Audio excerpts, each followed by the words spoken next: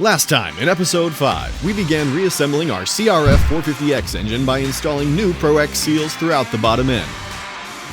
In this episode, we reinstalled the transmission, including assembly of the shift forks and shift drum. So the transmission can be a little tricky to drop in, but just making sure, trying to do it all at one time is generally the way that I've found is the easiest. I think the only way you can do it. So just go ahead and drop those in as an assembly.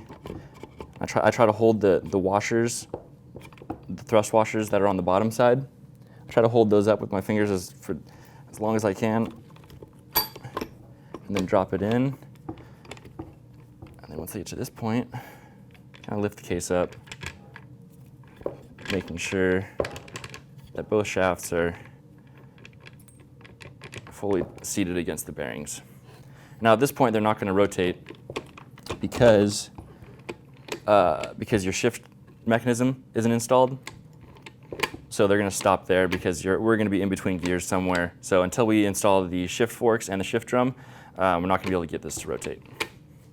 So what we're going to drop in next is the shift forks and the shift fork pins. So on the Hondas, they're generally marked with either a C, an R, or an L. And these ones, that indicates center, left, and right. So it's really quite difficult to mess those up because their casting marks are actually stamped in with the side that they're supposed to be on. So we'll go over that a little bit more. We're going to go ahead and put the center shift fork in. And that's going to be the one that's closest to the crankcase, so actually to the crank.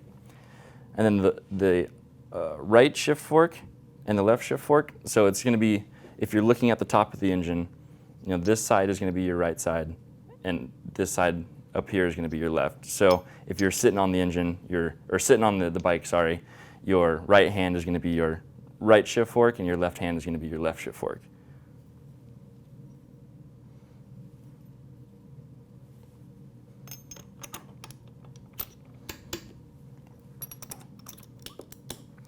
So then once those are installed into their bores on the transmission, the slots for the shift forks, we can go ahead and drop the drum in.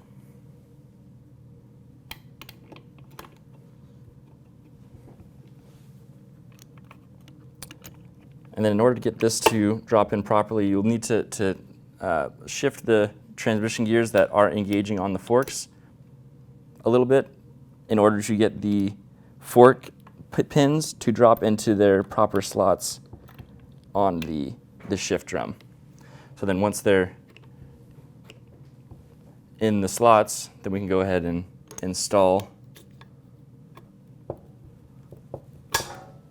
the shift fork pins. These are going to keep everything lined up. So then now you can see that now that we have the shift forks and the shift drum installed, transmission spins freely depending on what gear we're in. We can rotate it and you can see the forks moving properly. So you can see it's shifting through the gears that way.